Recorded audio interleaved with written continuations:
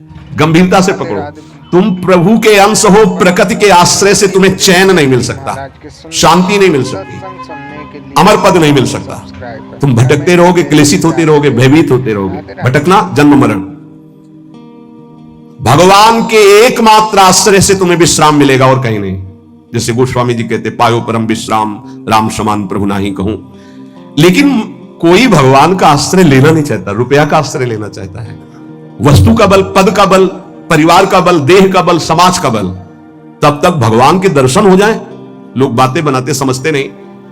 अरे द्रौपदी जी अवतार हैं, द्रौपदी जी कोई जन्म नहीं लिए, अवतार हैं, शक्ति का अवतार हैं, यज्ञ कुंड से प्रकट हुई। लेकिन आश्रय दृढ़ तब हुआ इस घटना के बाद, चीरहरण घटना के बाद। नहीं, पांडवों का आश्रय था, सभा का आश्रय था, अपना बल का आश्रय था, दांत का आश्रय लिया। जब सब छूट गया तो गोविंद द्वारिका वासिन। ये चीज समझने, कल कुछ संत भगवान आए थे, उनसे यही चर्चा हो रही थी। आश्रय तत्व पर दृष्टि रखो। कहां आश्रय तुम्हारा?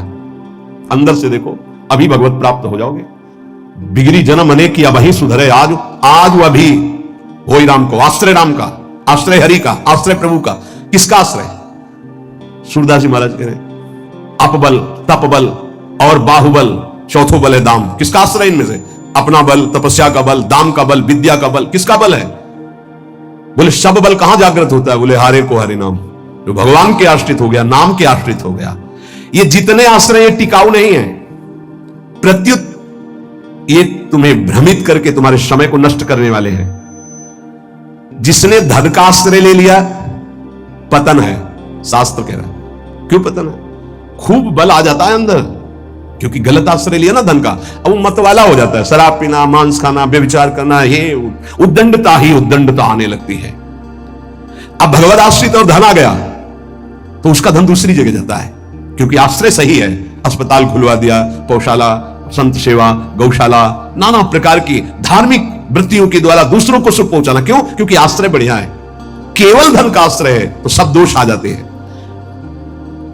इतना ही नहीं, शुभ कर्मों का आश्रय बन जाता है, साधना का आश्रय बन जाता है। अपनी साधना, रोज परिक्रमा लगाता हूं, रोज ये करता हूं, ये करता हूं। देखो दिखाई दे रहा है भक्त। भगवान, भक्त का मतलब होता है भगवान का आश्रय। अब वो ये जो सत साधनाएं हैं, असत नहीं है, पर इनका जो आश्रय हो गया उस डायरेक्ट भगवान के आश्रय से। अब हमारी टांगे मजबूत हैं तो हम परिक्रमा लगा रहे हैं, कल टांग टूट गई तो आश्रय भगवान का, उनके आश्रय से भगवत प्राप्ति होगी, कोई इनके आश्रय से थोड़ी। लेकिन अगर वो आश्रय लिया है तो फिर लगेगा हमसे कोई साधना ही नहीं हो रही, आप असंतुष्ट हो जाएंगे। एकमात्र भगवान का आश्रय। तभी कहने बिगड़ी जन्म अनेक की, अब ही सुधरे आज, अभी इसी क्षण सुधार हो जाएगा, अभी इसी क्षण बात बन जाएगी। अनेक जन्मों की बिगड़ी क्या? आश्रय केवल प्रभु का, मामुपाश्रिता। भगवत प्राप्ति की साधना का भी आश्रय नहीं। ध्यान दो, ये बड़ा सूक्ष्म। आश्रय केवल प्रियालाल का। साधना बन रही बढ़िया, कल साधना ना बने, ऐसे रोग हो जाए, ऐसी शरीर की स्थिति हो जाए, ऐसी मना स्थिति हो जाए तो हमें भगवत प्राप्ति नहीं होगी क्या? होगी। बोले क्यों होगी? तुमसे कोई साधन तो बनता नहीं। बोले हमने साधन का आश्रय नहीं लिया, हमने तो प्रियाजू का आश्रय लिया। सर्वेषु साधन वरेषु चिरम निराशा। बात समझना, ये आंतरिक है, आध्यात्मिक। भरोसा केवल प्रभु का, आश्रय केवल प्रभु का, इसी से भगवत प्राप्ति होती है। पूर्व में जब प्रथम बोलना शुरू हुआ था मुरारी से, उनसे यही आश्रय तत्व पर केवल चर्चा होती थी। आश्रय को समझिए। अगर आश्रय साधन का, तो भोग साधन का होता है, साधन सुख का भोग होता है। इसीलिए यह गुण साधनते नहीं, बड़ा सूक्ष्म। अब जैसे अल्पज्ञ साधक है तो सोचता है कि फिर तो साधना ही नहीं करनी चाहिए। तो अभी तक आप कर रहे थे क्या? आपसे करवा रहे थे जिनके आश्रित हो। ऐसे भाव में आओ। साधन हो रहा है, प्रभु को समर्पित हो रहा है। नहीं हो रहा है तो हम तो प्रभु को समर्पित ही है, हमारी भगवत प्राप्ति तो पक्की है। भाई ये समझ आनी बहुत कठिन हो जाती है। हम परिक्रमा लगाया है तो कह सकते हैं कि हम भगवत प्राप्ति कर सकते हैं, क्योंकि साधन का भरोसा है।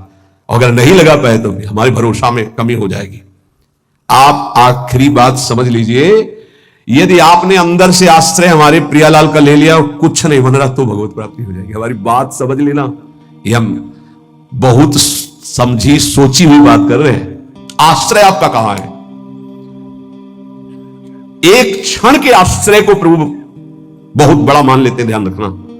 जब बाली जी का भगवान ने प्रहार करके वध किया तो आखिरी श्वासें बाली जी की भगवदाकार थी, पर भगवान से बड़ा छुपा के वचन बोले, हृदय प्रीति मुख वचन कठोरा, और भगवान की तरफ देखकर कहा, मैं बैरी सुग्रीव प्यारा, कारण कवन नाथ मुहि मारा।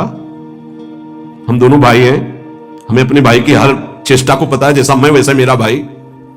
बहुत बड़ा भजनानंदी नहीं, हम जानते हैं, बचपन से साथी है, और मैंने कभी आपका विरोध नहीं किया। आपने मारा क्यों मुझे? जो सूक्ष्म बात भगवान, तुम्हें जानते थे कि सुग्रीव मेरे आश्रित हो गया है? अरे अभिमानी, मेरे आश्रित का वैरी मेरा वैरी होता है। तो कितने दिनों के आश्रित हुए थे सुग्रीव जी? कोई माला चलाई थी, ध्यान किया था, तपस्या की थी, और निष्काम आश्रय नहीं था, सकाम आश्रय था। बाली मारा जाएगा, मैं किष्किंधा का राजा बनूंगा, और जब राजा बन गए, महाराज जी राम जी प्रवर्षण पर्वत पर रहे, एक दिन भी दंडवत करने न दिन में गए न शाम के गए, 4 महीना नहीं गए। फिर वहां से भयभीत वाले वचन जब भगवान लक्ष्मण जी को जाके बोल दो कि जो बाली को वही बाण तूड़ीर में है उसमें, तब आके दंडवत, नाथ विषय हरि लीने से क्या ना। हम आपको बात बता रहे हैं प्रमाण सहित, भगवान ने जो वचन कहे उस बहुत मानने और समझने वाली बात। तुम जानते थे कि सुग्रीव मेरे आश्रित हो गया। अरे अभिमानी, तुम मारना चाहता मेरे आश्रित का वैरी मेरा वैरी, मेरे आश्रित का मित्र मेरा मित्र, इसलिए मैंने तुम्हें मारा।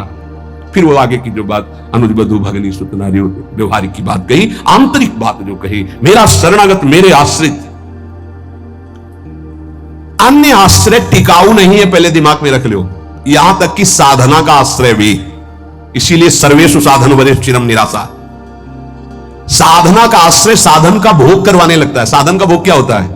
एक अहम में सुख, दिन में 3 परिक्रमा लगाता हूं वृंदावन की, वो अहम में जो आश्रय बैठ गया साधना का, ये अहम भोग कर रहा है उसका।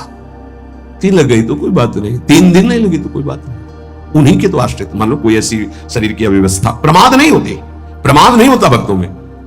आश्रय हमारा प्रभु का, जैसी उनकी रुचि हो वैसा चलावे। बहुत बढ़िया साधन बन गया तो हमें कोई हर्ष नहीं है, और कोई साधन नहीं हुआ तो हमें कोई शोक नहीं है। यह स्थिति समझना बड़ा कठिन है।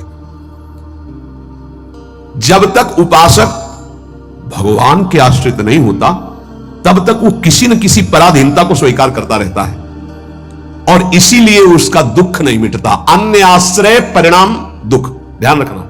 प्रभु के सिवा अन्य आश्रय बराबर दुख, प्रभु का आश्रय बराबर सुख, दुख की निशानी नहीं। संसार में प्रगट आश्रय भोगों का, शरीरों का, पदों का, धन का बड़ा आकर्षण है। स्त्री का आश्रय, पुत्र का आश्रय, मकान का आश्रय, बड़े बड़े आश्रय हैं अंदर। जब तक ये आकर्षण रहेगा तब तक भगवान में आकर्षण नहीं होता। और अंदर सब आकर्षण में वही कृष्ण का है। भगवान का आश्रय होते ही त्रिभुवन की प्रिय से प्रिय वस्तु से राग खत्म हो जाएगा। ये पहचान है, कोई प्रिय नहीं लगेगा। वही प्रिय लग रहे हैं, उनके सिवा वास्तविक आज भी किसी को कोई प्रिय नहीं लगता। अगर वो अंतर ध्यान हो जाए तो उस शरीर को फूंक दिया जाता है, जला दिया जाता है, गाड़ दिया जाता है। क्या ये प्रियता रही? प्रियता तो प्रभु से ही थी। देखो, प्रगट में देखने वाले की दृष्टि में और वर्तमान की स्थिति में बड़ा अंतर हो सकता है। ऐसा नहीं है कि आप जो दृश्य देख रहे हो वो दृश्य वैसा ही हो। आपकी देखने की क्या शैली है? एक बार यही बात अकबर से जब कहा बीरबल ने कि देखी हुई बात गलत हो सकती है, अपना चिंतन जैसा होता है वैसे ही दृश्य दिखाई देता है, उसको भी समझना चाहिए, ना कि जो हमें दिखाई दे रहा है वही सत्य है। ऐसा कैसे हो सकता है? जब हम देख रहे हैं तो सत्य क्यों नहीं हो? तो उनका कभी ऐसा आपके सामने प्रश्न आवे तो बताना, फिर हम आपको उत्तर देंगे। एक दिन जो बादशाह की सैया लगाता था, उसके मन में आया कि जीवन व्यतीत होता जा रहा है फूलों की सैया लगाते हुए बादशाह के लिए, तो क्या आ रहा है? 5 मिनट लेट के देखते हैं, बादशाह थोड़ी आ जाएगा इस समय। लेटा तो सोचा इनका जो चद्दर है इतना सुगंधित और मुलायम, जरा डाल के डाला, आंख मूंद के 5 मिनट आनंद लेते, सो गया। अब भैया कहां चारपाई में सोने वाला, कहां बादशाह की सैया में। और दरबार में उनको विलंब था, तो जो उनकी पत्नी थी वो वहां गई। आज महाराज बिना कुछ खाए पिए बात किए, हमें लगता कोई सीरियस मैटर रहा होगा, थकित होकर के सो गए। पार्श्व में वो सो गए। बादशाह आया तो देखा मेरी सैया में कोई पुरुष हो, हमारी पत्नी, तलवार खींची तो कहा, उसने कहा था बीरबल ने कि दृश्य झूठा हो सकता है। उसको बुला के कहते हैं एक दृश्य कहां से झूठा हो सकता है, मैं सत्य देख रहा हूं। बुलाया और कहा कि तुम कहते थे दृश्य झूठा हो सकता है देखने वाले की क्षमता के, अनुसार दृश्य दिखाई दे। मैं देख रहा हूं मेरी पत्नी किसी गैर पुरुष के साथ पड़ी हुई है, झूठा है? बोले महाराज झूठा भी हो सकता है। झूठा ही है, मैं ऐसा नहीं कहता, लेकिन झूठा भी हो सकता है। अब कौन पुरुष है हमें तो पता नहीं, लेकिन आप 2 मिनट खंभे की आड़ में रुकिए। रानी को जी बोले आप किसके साथ सो रहे हैं? महाराज के साथ। बात नहीं की? बोले थके थे, सो रहे थे, इसलिए जगह नहीं, पार्श्व में सो गए। ठीक है आप जाइए, हम महाराज को जगा के ला रहे हैं क्योंकि भोजन नहीं पाया, इनको पवाना है। हाँ ठीक है। पर्दा हटाया तो वो फूल बिछा ले। वो तो घबरा रहा था एकदम, तो उनका मालिक जान बचा लो, मुझे ऐसा ऐसा आया इसलिए। नहीं तो किसके साथ? बोले हमारे साथ तो कोई नहीं था। बादशाह पर्दे की आड़ में सुन, बोले चुपचाप भाग जा, अगर बादशाह जान गए तो महाराज। बोले सरकार देखा दोनों निर्दोष थे, यदि आप मारते तो दोनों की हत्या आप कर सकते थे, लेकिन दोनों निर्दोष थे। हमारी दृष्टि प्राकृतिक दृश्यों का फाइनल नहीं कर सकती, फिर सच्चिदानंद का कैसे? तो हमें अपनी दृष्टि सुधारने। वीत राग, जिनका राग बीत गया है, अर्थात परम वैराग्यवान, भगवत लीला का रसास्वादन, इसलिए परम वैराग्यवान परमहंस शिरोमणि सुखदेव जी को श्रीमद् भागवत कथन का अधिकारी श्री भगवान व्यासदेव जी ने जान करके भागवत दी। जब कोई प्रभु से विमुख हो जाता है तो नाशवान पदार्थों में और शरीर में, ये नाशवान है, इसमें राग हो जाता है। अब ये राग उससे पापाचरण कराता रहता है, वो भगवान की लीलाओं को नहीं देख सकता। हमारा सच्चिदानंद प्रभु की प्राप्ति का पहले भूमिका समझ ले। जब कोई तीनों रागों से, 3 प्रकृति के गुण, 3 शरीरों की रचना, तीनों लोकों का वैभव, तीनों रागों से जो मुक्त हो जाता है वो भगवत प्राप्त होता है। भगवत प्राप्ति में भी बड़ा भेद है कई तरह का। भगवत प्राप्ति में भी जो रस सिद्ध महापुरुष है वो गोपी भाव को, जो उनसे भी सहचरी भाव को, आपकी दशा कहां है? देह भाव में हो। अब देह भाव से देखोगे तो क्या दिखाई देगा? जैसा चश्मा वैसे दिखाई देगा। इसलिए लीला का वास्तविक रहस्य कौन जानता है? बोले वीतराग। कौन वीतराग? बोले जो परमात्मा से विमुख है, उसका नाशवान प्रकृति के द्वारा रचे हुए वस्तु, व्यक्ति, स्थान, शरीरों में राग हो जाता है। वो राग जिसका नष्ट हो चुका है उसे कहते हैं वीतराग, परमहंस। ये राग कामना पैदा करता रहता है, रजोगुण से राग उत्पन्न होता है, और राग से अप्राप्त की प्राप्ति की चाह का नाम कामना है। मैं ये भोग लूं, जो सुना, जो पढ़ा, जो देखा, वो भोग लूं, प्रकृति का कामना कहते हैं। कामना जहां उत्पन्न होती है तो प्रिय पदार्थों का भोग भोगने से लोभ होता है, प्रिय पदार्थों के भोगने में बाधा पड़ने पर क्रोध होता है। भगवान कह रहे हैं कि वीत राग भय क्रोधो मन मया मामुपाश्रिता। जिसका राग नष्ट हो चुका है और जिसका क्रोध नष्ट हो चुका है, क्रोधी नहीं और भय नहीं है। भय, जब तक आप पापाचरण करेंगे तो बिना किसी भय के भी आपको भय लगता रहेगा। ध्यान रखना, हृदयों में देख लेना। अगर भय लग रहा है आपको, अव्यक्त भय, कहीं ऐसा ना हो जाए, कहीं ऐसा, आपका मन मलिन है और आपने पापाचरण किए हैं, वो आपको भयभीत करते रहेंगे। जो भगवत शरणागत निर्मल हृदय वाला होता है उसके अंदर निर्भयता आती है, निर्भय, निश्चिंत, निशोक। भगवान कह रहे हैं जो राग रहित है और भय रहित है, भय एक ही जगह आता है।